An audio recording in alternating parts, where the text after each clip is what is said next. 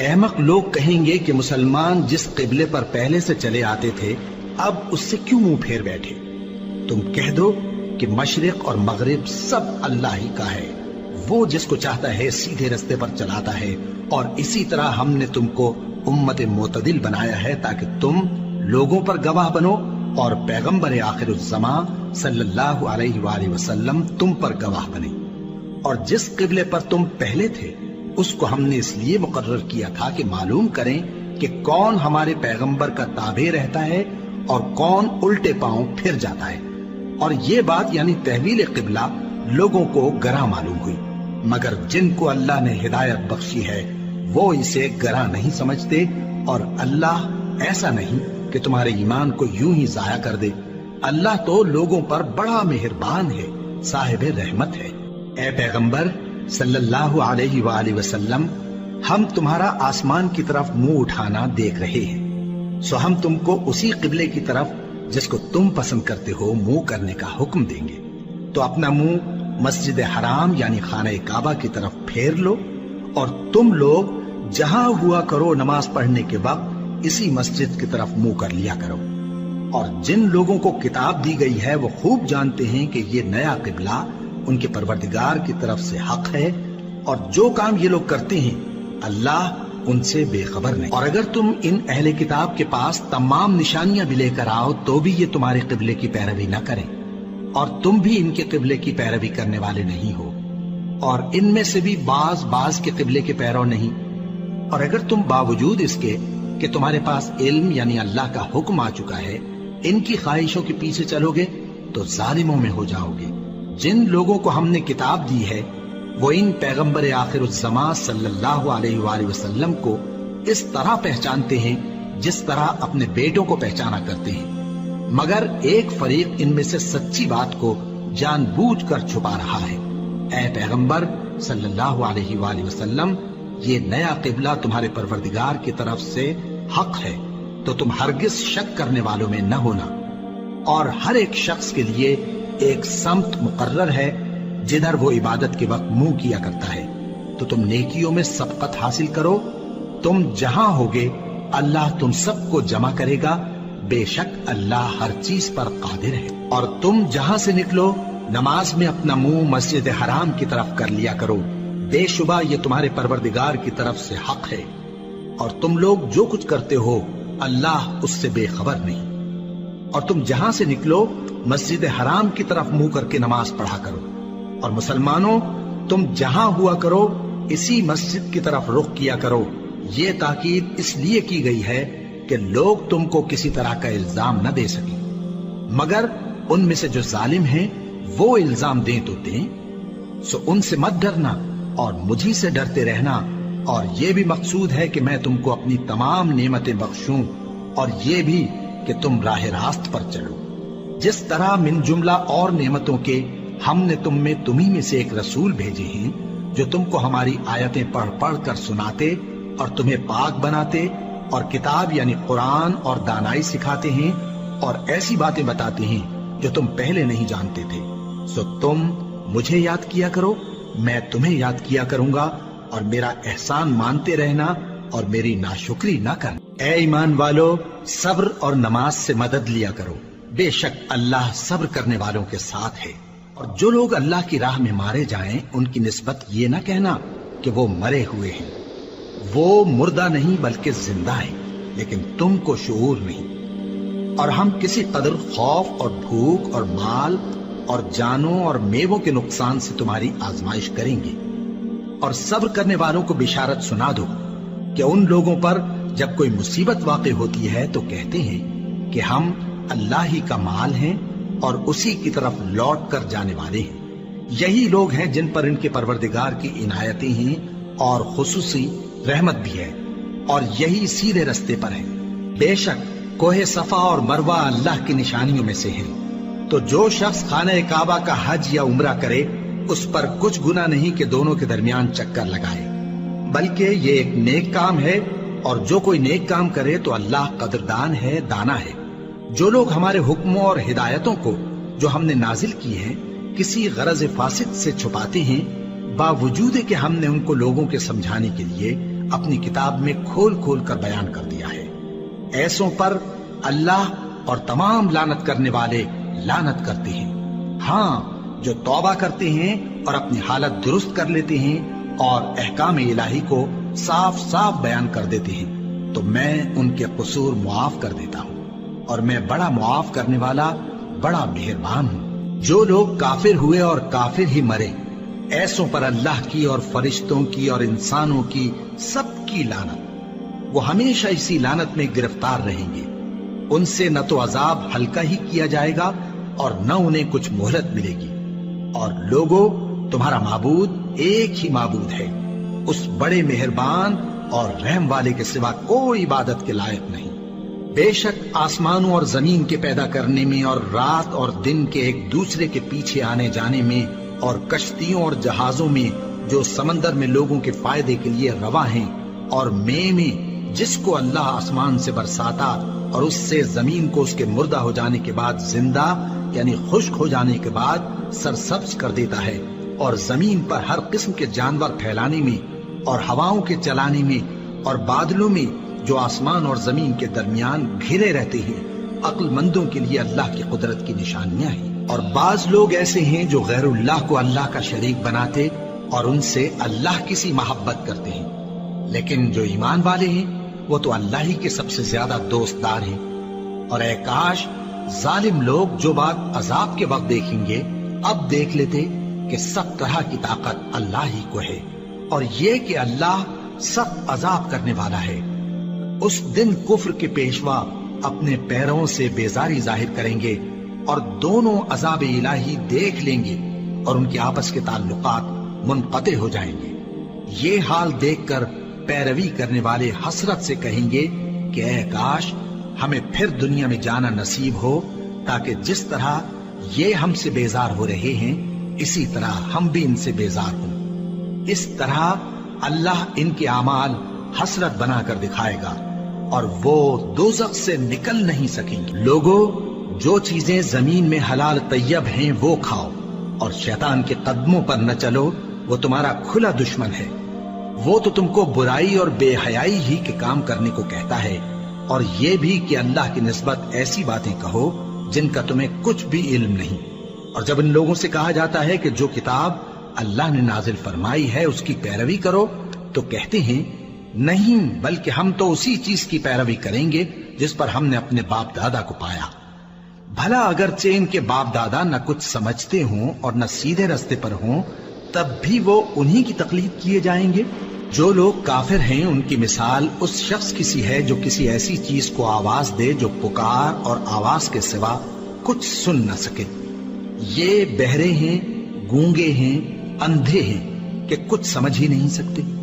اے اہل ایمان، جو پاکیزہ چیزیں ہم نے تم کو عطا فرمائی ہیں ان کو کھاؤ، اور اگر اللہ ہی کے بندے ہو تو اس کی نعمتوں کا شکر بھی ادا کرو۔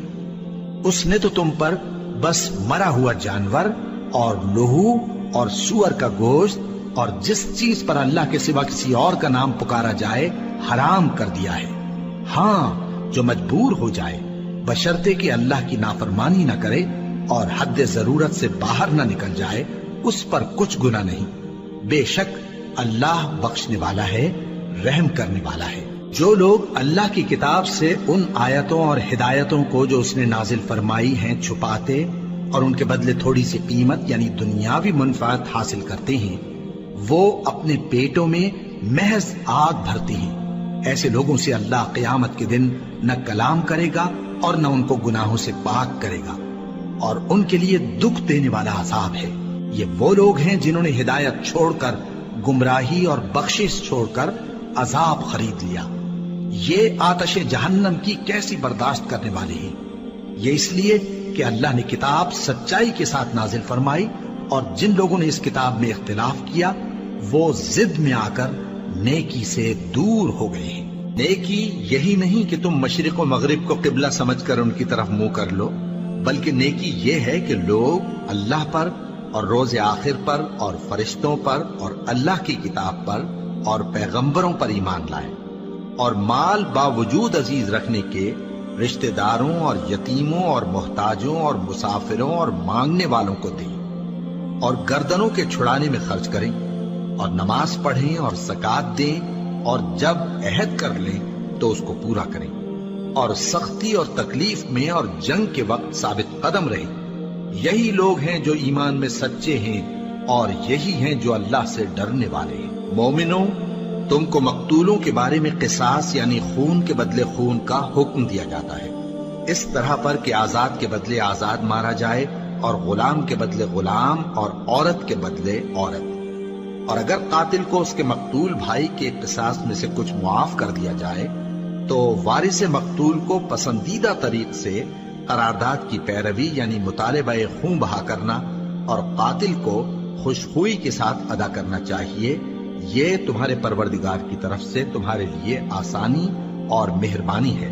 اب جو اس کے بعد زیادتی کرے اس کے لیے دکھ کا عذاب ہے۔ اور اے اہل عقل، حکم قصاص میں تمہاری زندگانی ہے کہ تم قتل و خونریزی سے بچو۔ تم پر فرض کیا جاتا ہے کہ جب تم میں سے کسی کو موت کا وقت آ جائے تو اگر وہ کچھ مال چھوڑ جانے والا ہو تو ماں باپ اور رشتہ داروں کے لیے دستور کے مطابق وصیت کر جائے۔ اللہ سے ڈرنے والوں پر یہ ایک حق ہے۔ پھر جو شخص وصیت کو سننے کے بعد اس کو بدل ڈالے تو اس کے بدلنے کا گناہ انہی لوگوں پر ہے جو اس کو بدلے، اور بے شک اللہ سنتا جانتا ہے۔ اب اگر کسی کو وصیت کرنے والے کی طرف سے کسی وارث کی طرفداری یا حق تلفی کا اندیشہ ہو تو اگر وہ وصیت کو بدل کر وارثوں میں صلح کرا دے تو اس پر کچھ گناہ نہیں، بے شک اللہ بخشنے والا ہے، رحم والا ہے۔ مومنوں، تم پر روزے فرض کیے گئے ہیں جس طرح تم سے پہلے لوگوں پر فرض کیے گئے تھے تاکہ تم پرہیزگار بنو۔ روزوں کے دن گنتی کے چند روز ہیں، تو جو شخص تم میں سے بیمار ہو یا سفر میں ہو تو دوسرے دنوں میں روزوں کا شمار پورا کر لے۔ اور جو لوگ روزہ رکھنے کی طاقت رکھیں لیکن رکھے نہیں، وہ روزے کے بدلے محتاج کو کھانا کھلا دیں۔ اور جو کوئی اپنی مرضی سے زیادہ نیکی کرے تو اس کے حق میں زیادہ اچھا ہے، اور اگر سمجھو تو روزہ رکھنا ہی تمہارے حق میں بہتر ہے۔ روزوں کا مہینہ رمضان کا مہینہ ہے جس میں قرآن اول نازل ہوا، جو لوگوں کا رہنما ہے اور جس میں ہدایت کی کھلی نشانیاں ہیں اور جو حق و باطل کو الگ الگ کرنے والا ہے۔ تو جو کوئی تم میں سے اس مہینے میں موجود ہو چاہیے کہ پورے مہینے کے روزے رکھے، اور جو بیمار ہو یا سفر میں ہو تو دوسرے دنوں میں روزے رکھ کر ان کا شمار پورا کر لے۔ اللہ تمہارے حق میں آسانی چاہتا ہے اور سختی نہیں چاہتا، اور یہ آسانی کا حکم اس لیے دیا گیا ہے کہ تم روزوں کا شمار پورا کر لو، اور اس احسان کے بدلے کہ اللہ نے تم کو ہدایت بخشی ہے تم اس کو بزرگی سے یاد کرو اور اس کا شکر کرو۔ اور اے پیغمبر، جب تم سے میرے بندے میرے بارے میں دریافت کریں تو انہیں معلوم ہو کہ میں تو تمہارے پاس ہی ہوں۔ جب کوئی پکارنے والا مجھے پکارتا ہے تو میں اس کی دعا قبول کرتا ہوں۔ تو ان کو چاہیے کہ میرے حکموں کو مانیں اور مجھ پر ایمان رکھیں تاکہ نیک رستہ پائیں۔ روزوں کی راتوں میں تمہارے لیے اپنی عورتوں کے پاس جانا جائز کر دیا گیا ہے، وہ تمہاری پوشاک ہیں اور تم ان کی پوشاک ہو۔ اللہ کو معلوم ہے کہ تم ان کے پاس جانے سے اپنے حق میں خیانت کرتے تھے، سو اس نے تم پر مہربانی کی اور تمہاری حرکات سے درگزر فرمائی، تو اب تم کو اختیار ہے کہ ان سے مباشرت کرو۔ اور اللہ نے جو چیز تمہارے لیے لکھ رکھی ہے یعنی اولاد، اس کو اللہ سے طلب کرو اور کھاؤ اور پیو، یہاں تک کہ صبح کی سفید دھاری رات کی سیاہ دھاری سے الگ نظر آنے لگے۔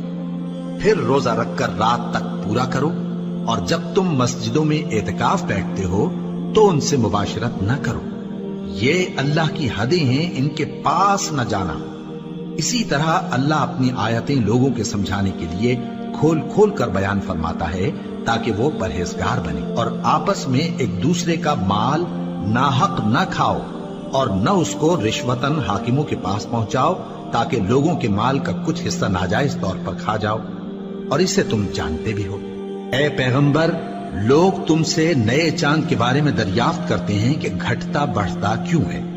کہہ دو کہ وہ لوگوں کے کاموں کی میعادیں اور حج کے وقت معلوم ہونے کا ذریعہ ہے، اور نیکی اس بات میں نہیں کہ احرام کی حالت میں گھروں میں ان کے پچھواڑے کی طرف سے آؤ، بلکہ نیکوکار وہ ہے جو پرہیزگار ہو، اور گھروں میں ان کے دروازوں سے آیا کرو، اور اللہ سے ڈرتے رہو تاکہ کامیاب ہو جاؤ۔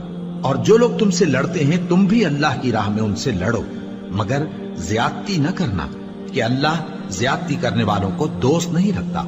اور ان کو جہاں پاؤ قتل کر دو، اور جہاں سے انہوں نے تم کو نکالا ہے یعنی مکے سے، وہاں سے تم بھی ان کو نکال دو۔ اور دین سے گمراہ کرنے کا فساد قتل و خونریزی سے کہیں بڑھ کر ہے۔ اور جب تک وہ تم سے مسجد حرام یعنی خانہ کعبہ کے پاس نہ لڑیں، تم بھی وہاں ان سے نہ لڑنا۔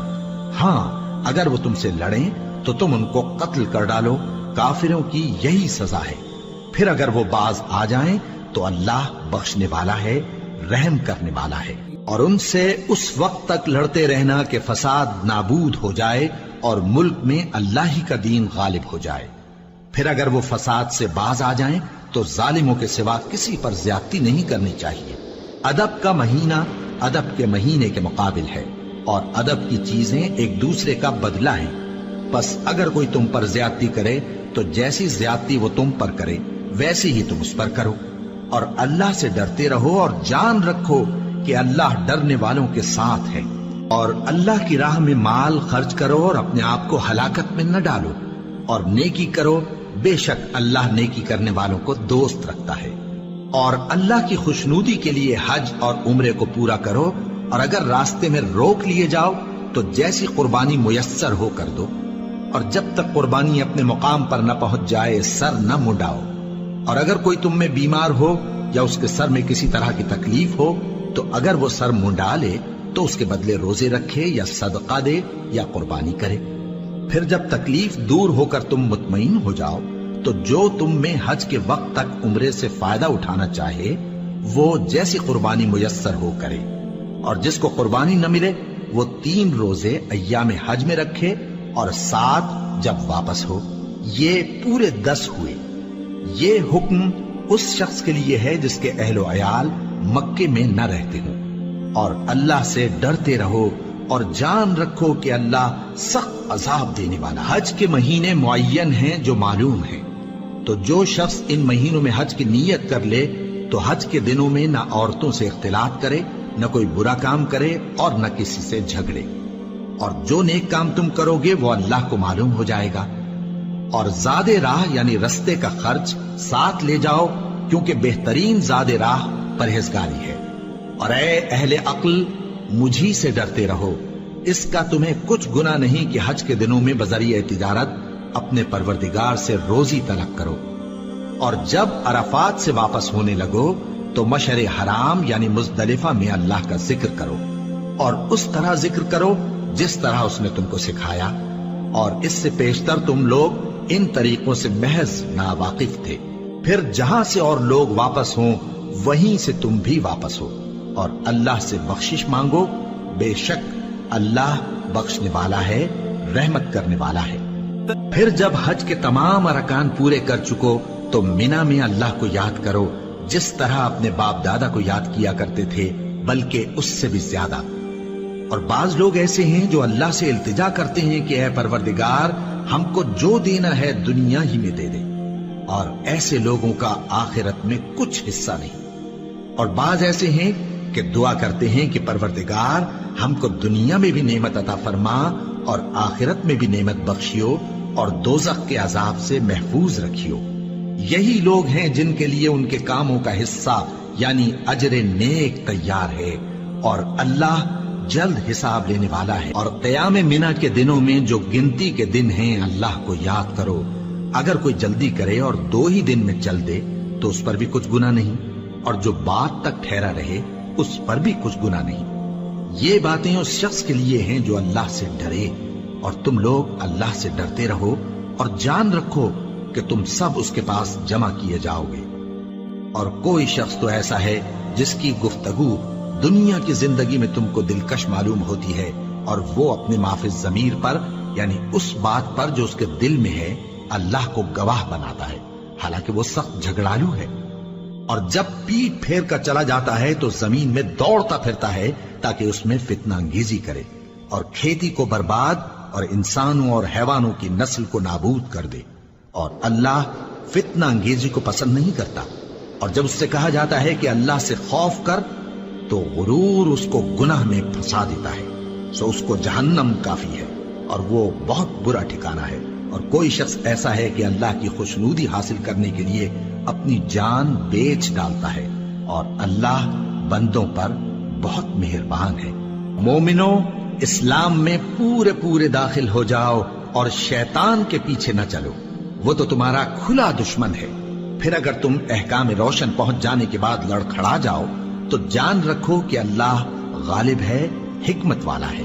کیا یہ لوگ اسی بات کے منتظر ہیں کہ ان پر اللہ کا عذاب بادل کے سائبانوں میں نازل ہو اور فرشتے بھی اتر آئیں اور کام تمام کر دیا جائے؟ اور سب کاموں کا رجوع اللہ ہی کی طرف ہے۔ اے پیغمبر، بنی اسرائیل سے پوچھو کہ ہم نے ان کو کتنی کھلی نشانیاں دی، اور جو شخص اللہ کی نعمت کو اپنے پاس آنے کے بعد بدل دے تو اللہ سخت عذاب کرنے والا ہے۔ اور جو کافر ہیں ان کے لیے دنیا کی زندگی خوشنما کر دی گئی ہے اور وہ مومنوں سے تمسخر کرتی ہیں، لیکن جو پرہیزگار ہیں وہ قیامت کے دن ان سے اوپر ہوں گے۔ اور اللہ جس کو چاہتا ہے بے حساب رزق دیتا ہے۔ پہلے تو سب لوگوں کا ایک ہی مذہب تھا، لیکن وہ آپس میں اختلاف کرنے لگے تو اللہ نے ان کی طرف بشارت دینے والے اور ڈر سنانے والے پیغمبر بھیجے اور ان پر سچائی کے ساتھ کتابیں نازل کی، تاکہ جن امور میں لوگ اختلاف کرتے تھے ان کا ان میں فیصلہ کر دے۔ اور اس میں اختلاف بھی انہی لوگوں نے کیا جن کو کتاب دی گئی تھی، باوجود کہ ان کے پاس کھلے ہوئے احکام آ چکے تھے، اور یہ اختلاف انہوں نے صرف آپس کی ضد سے کیا۔ تو جس امر حق میں وہ اختلاف کرتے تھے اللہ نے اپنی مہربانی سے مومنوں کو اس کی راہ دکھا دی، اور اللہ جس کو چاہتا ہے سیدھا رستہ دکھا دیتا ہے۔ کیا تم یہ خیال کرتے ہو کہ یوں ہی بہشت میں داخل ہو جاؤ گے، اور ابھی تم کو پہلے لوگوں کی سی مشکلیں تو پیش آئی ہی نہیں؟ ان کو بڑی بڑی سختیاں اور تکلیفیں پہنچیں اور وہ صعوبتوں میں ہلا دیے گئے، یہاں تک کہ پیغمبر اور مومن لوگ جو ان کے ساتھ تھے سب پکار اٹھے کہ کب اللہ کی مدد آئے گی۔ دیکھو اللہ کی مدد عنقریب آیا چاہتی ہے۔ اے نبی، لوگ تم سے پوچھتے ہیں کہ اللہ کی راہ میں کس طرح کا مال خرچ کریں۔ کہہ دو کہ جو چاہو خرچ کرو، لیکن جو مال خرچ کرنا چاہو وہ درجہ بدرجہ اہل استحقاق یعنی ماں باپ کو اور قریب کے رشتہ داروں کو اور یتیموں کو اور محتاجوں کو اور مسافروں کو سب کو دو، اور جو بھلائی تم کرو گے اللہ اس کو جانتا ہے۔ مسلمانوں، تم پر اللہ کے رستے میں لڑنا فرض کر دیا گیا ہے، اور وہ تمہیں ناگوار تو ہوگا، مگر عجب نہیں کہ ایک چیز تم کو بری لگے اور وہ تمہارے حق میں بھلی ہو، اور عجب نہیں کہ ایک چیز تم کو بھلی لگے اور وہ تمہارے لیے مضر ہو، اور ان باتوں کو اللہ ہی بہتر جانتا ہے اور تم نہیں جانتے۔ اے پیغمبر، لوگ تم سے عزت والے مہینوں میں لڑائی کرنے کے بارے میں دریافت کرتے ہیں، کہہ دو کہ ان میں لڑنا بڑا گناہ ہے، اور اللہ کی راہ سے روکنا اور اس سے کفر کرنا اور مسجد حرام یعنی خانہ کعبہ میں جانے سے بند کرنا اور اہل مسجد کو اس میں سے نکال دینا جو یہ کفار کرتے ہیں، اللہ کے نزدیک اس سے بھی زیادہ گناہ ہے، اور فتنہ انگیزی خونریزی سے بھی بڑھ کر ہے۔ اور یہ لوگ ہمیشہ تم سے لڑتے رہیں گے، یہاں تک کہ اگر مقدور رکھیں تو تم کو تمہارے دین سے پھیر دیں، اور جو کوئی تم میں سے اپنے دین سے پھر کر کافر ہو جائے گا اور کافر ہی مرے گا تو ایسے لوگوں کے اعمال دنیا اور آخرت دونوں میں برباد ہو جائیں گے، اور یہی لوگ دوزخ میں جانے والے ہیں جس میں ہمیشہ رہیں گے۔ جو لوگ ایمان لائے اور اللہ کے لیے وطن چھوڑ گئے اور کفار سے جنگ کرتے رہے وہی اللہ کی رحمت کے امیدوار ہیں، اور اللہ بخشنے والا ہے، رحمت کرنے والا ہے۔ اے پیغمبر، لوگ تم سے شراب اور جوئے کا حکم دریافت کرتے ہیں، کہہ دو کہ ان میں گناہ بڑے ہیں اور لوگوں کے لیے کچھ فائدے بھی ہیں، مگر ان کے گناہ فائدوں سے کہیں زیادہ ہیں۔ اور یہ بھی تم سے پوچھتے ہیں کہ اللہ کی راہ میں کون سا مال خرچ کریں، کہہ دو کہ جو ضرورت سے زیادہ ہو۔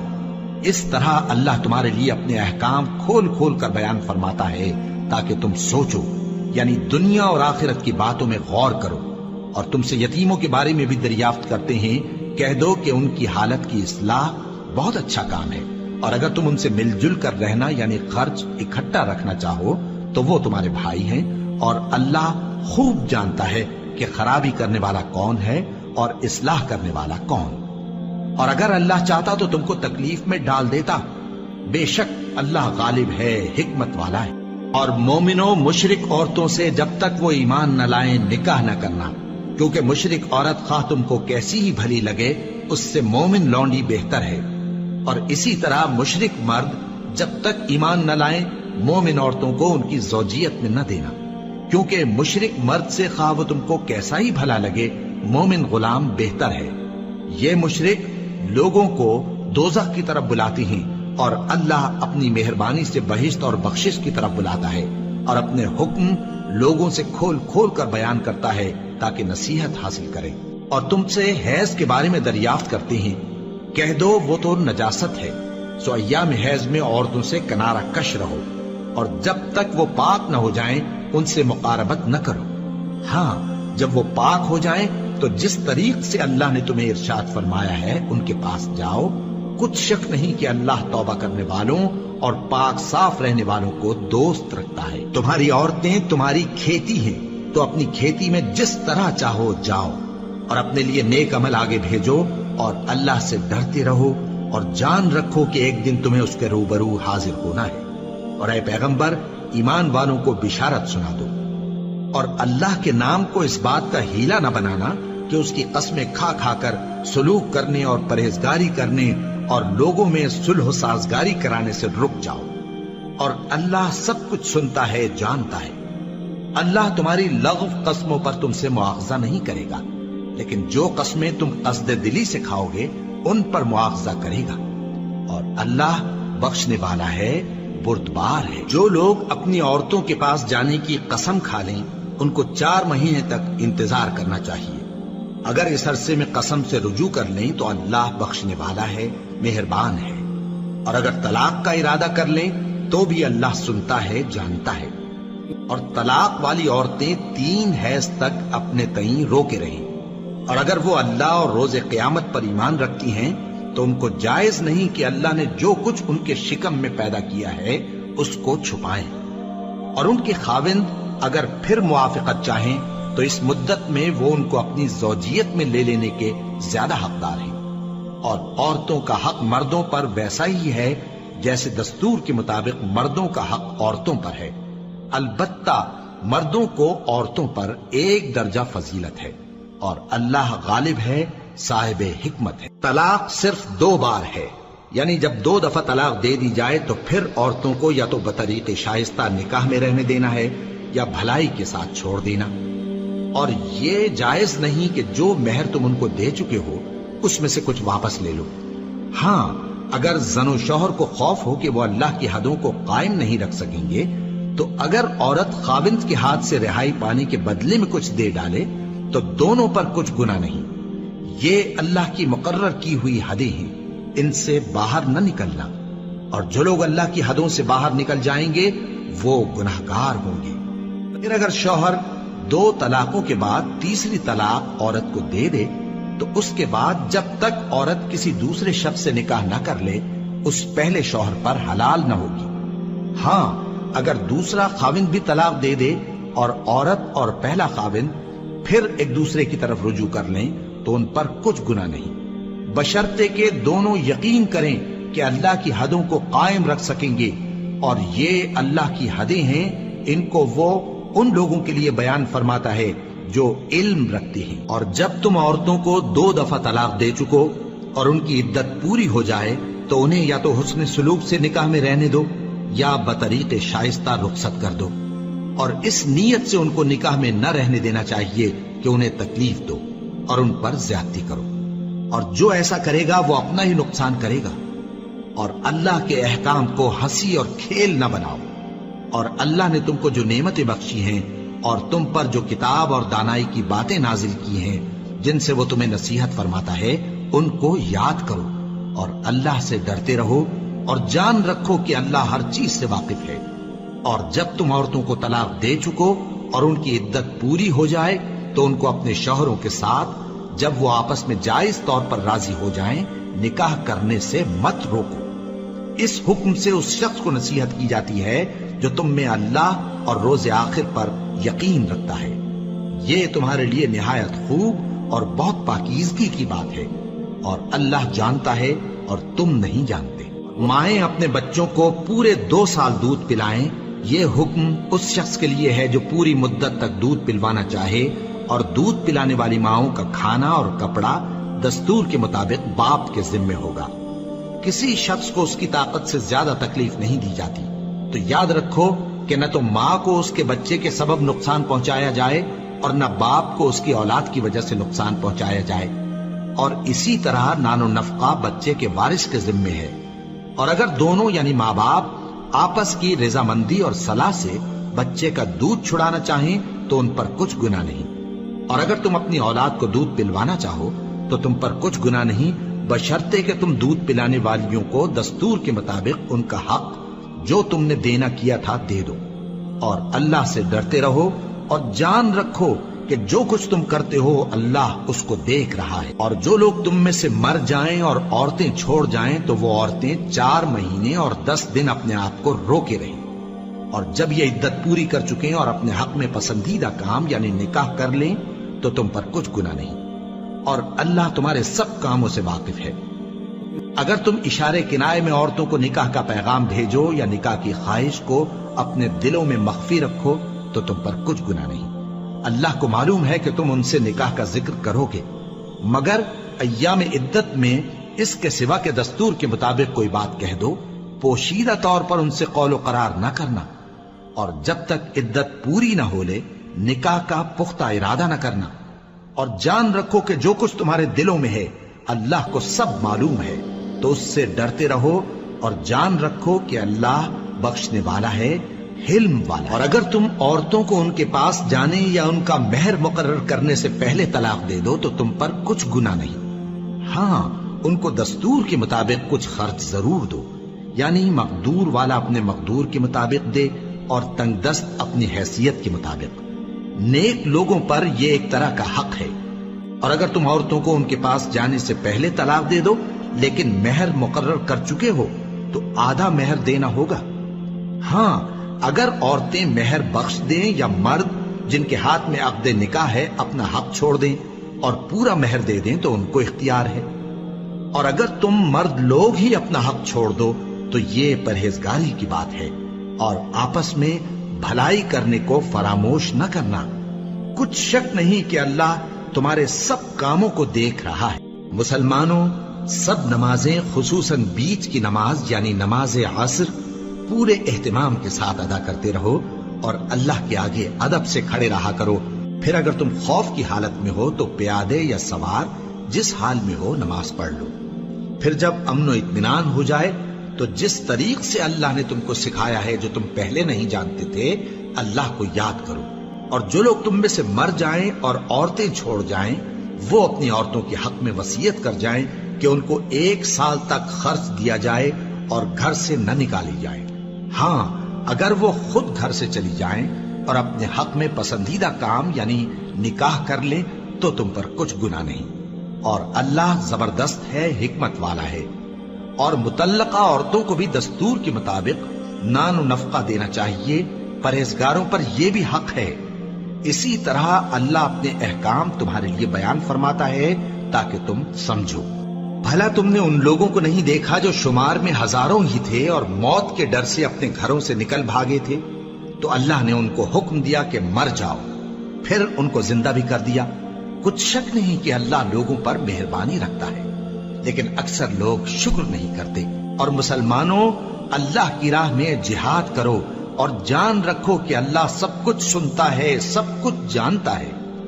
کون ہے کہ اللہ کو قرض حسنہ دے کہ وہ اس کے بدلے اس کو کئی گنا زیادہ دے گا، اور اللہ ہی روزی کو تنگ کرتا اور وہی اسے کشادہ کرتا ہے، اور تم اسی کی طرف لوٹ کر جاؤ گے۔ بھلا تم نے بنی اسرائیل کی ایک جماعت کو نہیں دیکھا جس نے موسیٰ کے بعد اپنے پیغمبر سے کہا کہ آپ ہمارے لیے ایک بادشاہ مقرر کر دیں تاکہ ہم اللہ کی راہ میں جہاد کریں؟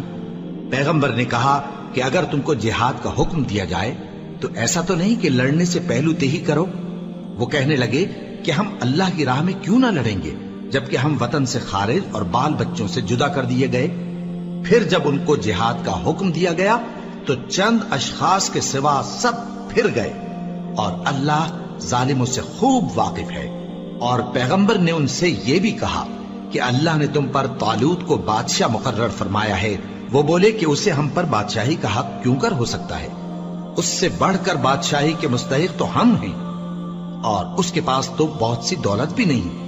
پیغمبر نے کہا کہ اللہ نے اس کو تم پر فضیلت دی ہے اور بادشاہی کے لیے منتخب فرمایا ہے۔ اس نے اسے علم بھی بہت سا بخشا ہے اور تن و توش بھی بڑا عطا کیا ہے، اور اللہ کو اختیار ہے جسے چاہے بادشاہی بخشے، وہ بڑا کشائش والا ہے، دانا ہے۔ اور پیغمبر نے ان سے کہا کہ ان کی یعنی طالوت کی بادشاہی کی نشانی یہ ہے کہ تمہارے پاس وہ صندوق آئے گا جس کو فرشتے اٹھائے ہوئے ہوں گے۔ اس میں تمہارے پروردگار کی طرف سے تسلی بخشنے والی چیز ہوگی، اور کچھ اور چیزیں بھی ہوں گی جو موسیٰ اور ہارون چھوڑ گئے تھے۔ اگر تم ایمان رکھتے ہو تو یہ تمہارے لیے ایک بڑی نشانی ہے۔ غرض جب طالوت فوجیں لے کر روانہ ہوا تو اس نے ان سے کہا کہ اللہ ایک نہر سے تمہاری آزمائش کرنے والا ہے، جو شخص اس میں سے پانی پی لے گا اس کی نسبت تصور کیا جائے گا کہ وہ میرا نہیں، اور جو نہ پیے گا وہ سمجھا جائے گا کہ میرا ہے۔ ہاں اگر کوئی ہاتھ سے چلو بھر پانی لے لے تو خیر۔ جب وہ لوگ نہر پر پہنچے تو چند آدمیوں کے سوا سب نے پانی پی لیا۔ پھر جب طالوت اور مومن لوگ جو اس کے ساتھ تھے نہر کے پار ہو گئے تو کہنے لگے کہ آج ہم میں جالوت اور اس کے لشکر سے مقابلہ کرنے کی طاقت نہیں۔ جو لوگ یقین رکھتے تھے کہ ان کو اللہ کے روبرو حاضر ہونا ہے، وہ کہنے لگے کہ بسا اوقات تھوڑی سی جماعت نے اللہ کے حکم سے بڑی جماعت پر فتح حاصل کی ہے، اور اللہ ثابت قدم رہنے والوں کے ساتھ ہے۔ اور جب وہ لوگ جالوت اور اس کے لشکر کے مقابل میں آئے تو اللہ سے دعا کی کہ اے پروردگار، ہم پر صبر کے دہانے کھول دے اور ہمیں لڑائی میں ثابت قدم رکھ اور لشکر کفار پر فتح یاب کر۔ تو طالوت کی فوج نے اللہ کے حکم سے ان کو شکست دے دی، اور داؤد نے جالوت کو قتل کر ڈالا، اور اللہ نے ان کو بادشاہی اور دانائی بخشی اور جو کچھ چاہا سکھایا۔ اور اگر اللہ لوگوں کو ایک دوسرے پر چڑھائی اور حملہ کرنے سے نہ ہٹاتا رہتا تو کرۂ ارض تباہ ہو جاتا، لیکن اللہ اہل عالم پر بڑا مہربان ہے۔ یہ اللہ کی آیتیں ہیں جو ہم تم کو سچائی کے ساتھ پڑھ کر سناتے ہیں، اور اے محمد صلی اللہ علیہ وآلہ وسلم، تم بلا شبہ پیغمبروں میں